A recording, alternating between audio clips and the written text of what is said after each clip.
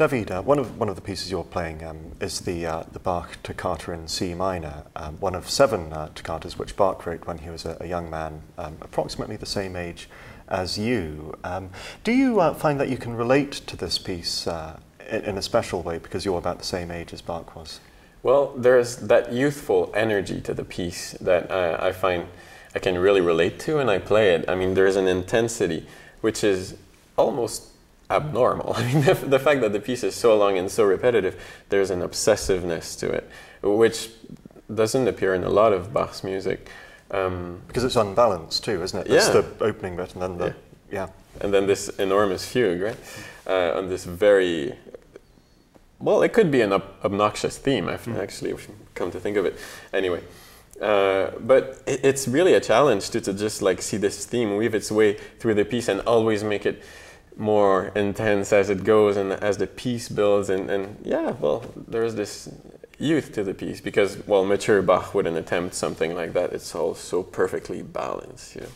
But this one is not exactly the golden measure, but somehow it's so much fun. And some people, purists perhaps, would say that because Bach was writing before the modern piano was invented, that you shouldn't play it on the piano. What would you say to people like that? Well, too bad for you if you're jealous that we play it on the piano. I mean, of course, Bach lends itself so wonderfully to the piano.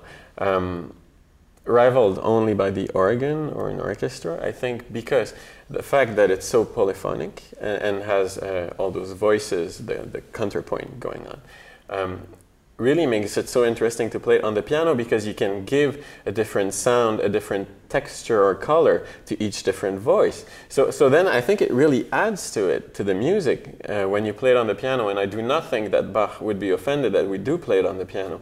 However, of course, for other stylistic concerns.